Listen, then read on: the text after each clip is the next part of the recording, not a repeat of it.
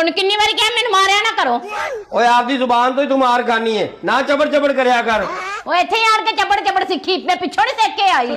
ਹੁਣ ਮੈਂ ਤੁਹਾਨੂੰ ਐਸਾ ਮਜ਼ਾ ਚਖਾਵਾਂਗੀ ਸਾਰੀ ਜ਼ਿੰਦਗੀ ਯਾਦ ਰੱਖੋਗੇ। ਉਹ ਕਰ ਲੈ ਜੋ ਕਰਨਾ ਹੀ।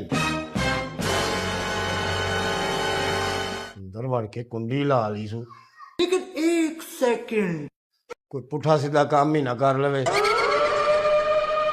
ਉਹ ਗੱਲ ਸੁਣ,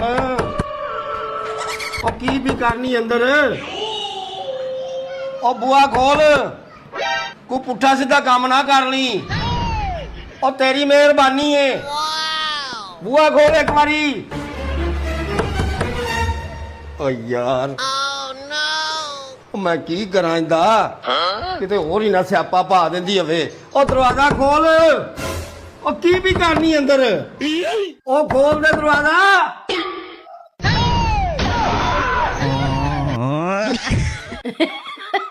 ਖਾ ਜਾਓ ਤੁਸੀਂ ਵੀ, ਆ ਜਾਓ ਖਾ ਲਓ। ਉਹ ਮੈਂ